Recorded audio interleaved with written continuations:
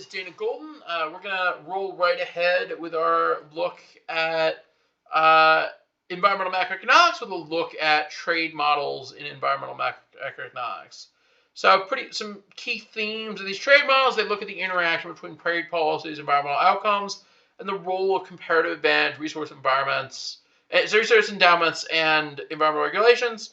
It looks at the impact of trade on emissions and pollution, resource allocation, specialization, and global distribution of environmental burdens. So types of trade models. If you've ever taken the course Juan Carlos, you probably saw some of these. Ricardian and Hector-Olin models. These analyze comparative advantage and factor endowments. Extensions in environmental economics include looks at pollution-intensive industries. New trade theory. This is the Paul Krugman stuff that looks at imperfect competition and economies of scale in trade. And these in environmental macroeconomics look at imperfect competition, environmentally differentiated goods. Gravity models are workhorse macroeconomic models for assessing how countries choose to trade with one another. And these assess trade flows and carbon embodied in traded goods. And then dynamic general equilibrium models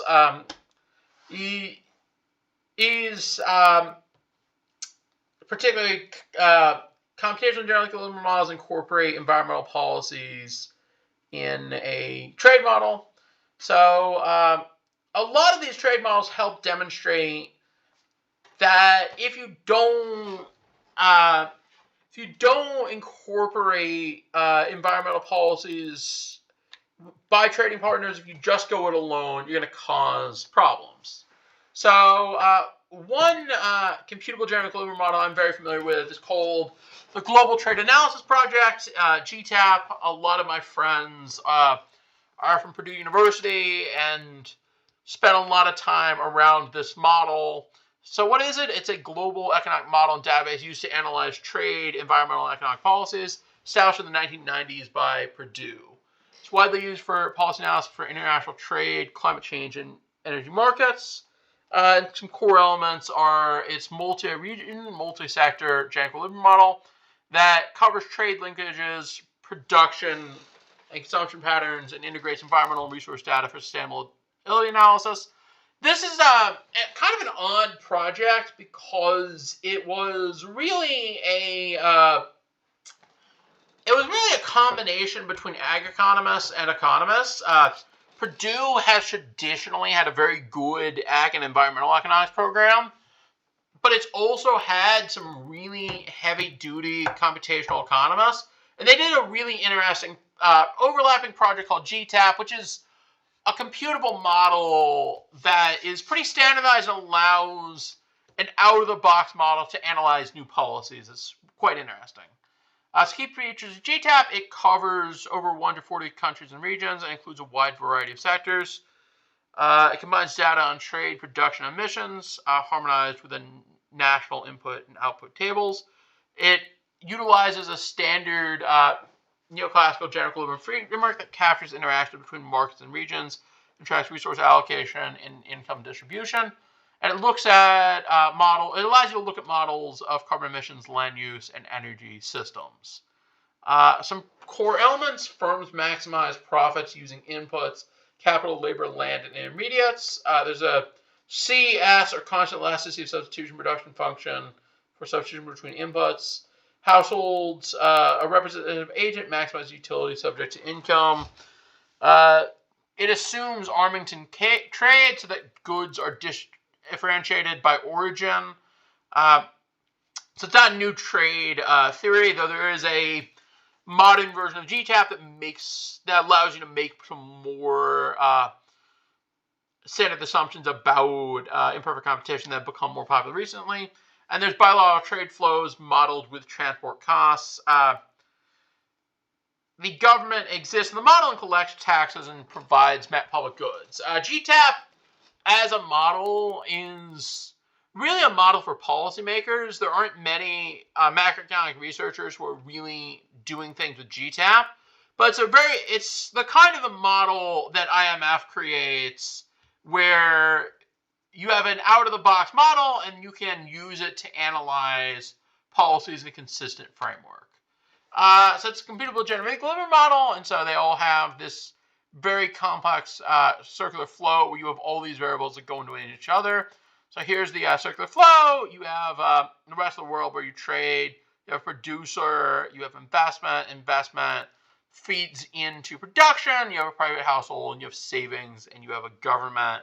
And then you can tax exports. You can tax imports, and ultimately, the rest of the world feeds into the regional household, and this model has to be solved simultaneously for all the countries. So now I want to look at one particular policy that GTAP has been used recently to look at, which is the carbon border adjustment mechanism, which was put in place by the EU on some very specific products. Basically, the EU wanted to tax goods that are intensive in carbons, particularly aluminum, cement, electricity, fertilizers, iron, and steel. But they felt like if they tax them, it'll just come in from other countries, and that's bad. So the EU started taxing these goods. As you'll see, there was a massive spike in imports compared to exports. Here we see imports and exports of carbon-intensive goods in 1999. You can kind of see that they're roughly equal. Actually, at this point in time, Europe was a net exporter of these goods. And then in 2022, Europe actually is now, the imports are much greater than exports. Europe is a now net importer of these carbon-intensive goods. So this was not good. Europe did not like the idea that was putting these taxes on its local producers, and actually people were just bringing in carbon-intensive goods from elsewhere. So it was quite literally shipping jobs elsewhere without doing anything to emissions. And this was bad. I mean, I don't know if it's bad. I can say it's bad as an economist, but I think most policymakers would agree this is not what they wanted. They would prefer to either have the jobs or stop the emissions. They didn't want to not have the jobs and also not stop the emissions. So if you'll notice, this is carbon emissions by regional block over time.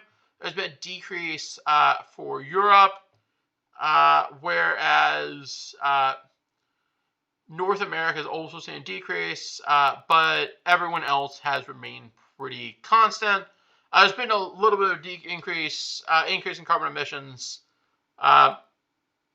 basically everywhere. It's basically remained constant over the 30-year period, but it has decreased a lot in North America and Europe.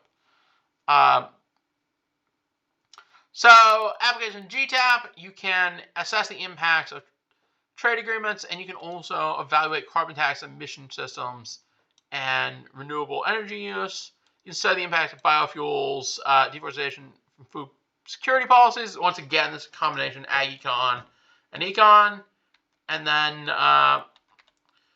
you can, with GTAP, you have input-output tables for over 140 countries and regions, detailed trade data by sector and region. You have environmental data on greenhouse gas emissions, land use and forestry, and regular updates to ensure policy relevance.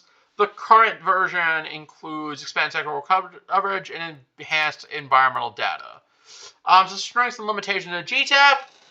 It has really good global coverage. It's a flexible framework for diverse policy applications. There's a lot of support in environmental economics. It is a lot of ag economists. I think the people who are doing serious economics would probably laugh at something like this. They're probably not very big into these ag econ style computable general equilibrium models. It relies on aggregate data, eliminating sectoral and regional granularity, assumes perfect competition, constant return scale. There have been some updates on this in some of the models and some of the offshoots, but it's pretty standard perfect competition. It has a limited ability to capture technological innovation and behavioral dynamics. So I promised you carbon border adjustment mechanism. So carbon border adjustment mechanism is a policy tool that aims to put a price on carbon import goods. to prevent carbon leakage. I remember what you saw in those graphs of the European Union, where there's a shift of emissions-intensive production to countries with lax regulations. The idea is to level the playing field with domestic industries. So you just saw a problem, which is they put in place these prices, and then the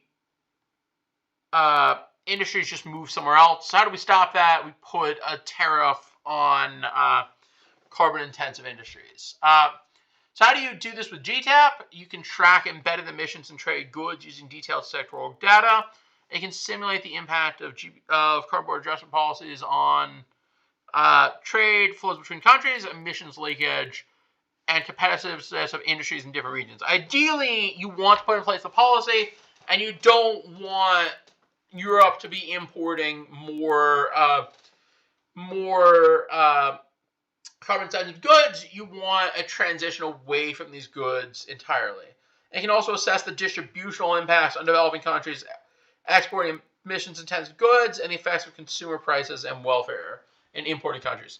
So, spoiler alert, with carbon border adjustment mechanisms, basically the result of most of these is you end up depriving third world countries in Africa of a trading partner, and you see a pretty small change in European welfare as they now have slightly higher prices and more protected industries. You see a major change in the third world. It's not good for anyone. I should say that's not good for anyone. It stops the carbon emissions, which is very good. It's not like creating jobs anywhere, but it does it does stop the outflow of these jobs to the third world, if that's something you want to do. Yeah, if your goal is to make it harder to exist in Africa, this is a great way to do it. So introduction to global change assessment models. So this is an integrated assessment model developed by Pacific Northwest National Laboratory. They do really great work. I really appreciate everything they've done, and it's designed to explore interactions between energy, water, land, and climate systems. It's an open source model for long-term scenario analysis of climate change. It can be used to analyze global emissions pathways and temperature outcomes, to study energy transition and decarbonization strategies, assess land use changes, and water-energy interactions. So key features of GCAMs. They track supply and demand for fossil fuels, renewable, and nuclear energy. They model technology transitions and costs. They include agricultural production, deforestation, afforestation. And they track land use emissions and carbon sequestration. They look at water systems and climate systems. Kind of the idea here behind these models is it's a combination between what the engineers do and what the scientists do and what the economists do, allowing us to model more seriously the impacts of carbon emissions on the economy, and also on the growth of, and economic growth. These have very long-term horizons, and they incorporate a lot of scientific modeling. So the energy system in GCAMs models energy supply, demand, and technological transitions. Includes coal, oil, and natural gas, as well as renewables like wind, solar, and biomass. Finally includes nuclear and carbon capture and storage. This is what makes this model so interesting compared to the last one. The last one is kind of like, we know that there are these goods that are being created and that you trade them and they create carbon dioxide, but we're not really seriously thinking about the energy system. GCAMs very seriously think about the energy system, or the GCM very seriously thinks about the energy system, and allows you to think about how certain types of investments will allow you to achieve net zero emissions, which is, I think, the goal of most countries right now. So land use, it also tracks land use in agriculture, forestry, and bioenergy. Very similar to GTAP. It models competition for land between food production and carbon sequestration. Allows you to assess the impacts of bioenergy expansion on deforestation and biodiversity, and analyze the trade-offs between agricultural production and climate mitigation. So the climate system links emissions to radiative forcing and global temperature change. This is the stuff part that's done by scientists, and these scientists basically figure out how to simulate feedback between energy, land, and economic systems. So land and energy are inputs into economic growth, and they seriously model the climate system, which feeds into the economic system, which feeds into trade and global modeling. So evaluate temperature outcomes under different emission scenarios and study the role of negative emission technologies in meeting climate goals. So policy implications, they look at the impact of carbon taxes, cap and trade, and renewable subsidies. They look at decarbonization strategies. They look at land use, change in the role of bioenergy and afforestation, achieving net zero goals. These kinds of models have been kind of instrumental in kind of a push away from traditional biofuels for a lot of applications. They used to be seen as carbon neutral and like as a transition fuel. Now, I think people are waking up to the fact that most biofuels are in no way carbon neutral. And that's why, actually, when the Biden administration put in place this executive order mandating that we not have any carbon in the electricity by the federal government, as was the carbon-free electricity executive order. That's why bioenergy was not counted, even though it historically had been counted in renewable energy credits and other particular mechanisms for counting the costs of energy. And there's also the water energy nexus, which provides an interaction between water use and energy production under climate stress. Strengths and limitations of GCMs. The strengths is a comprehensive integration of energy, land, water, and climate systems. Open source and widely used by researchers and policymakers. Like I said, the people PNNL are really interdisciplinary, and they're doing great work. Makes a lot of simplifications in technology and regional analysis.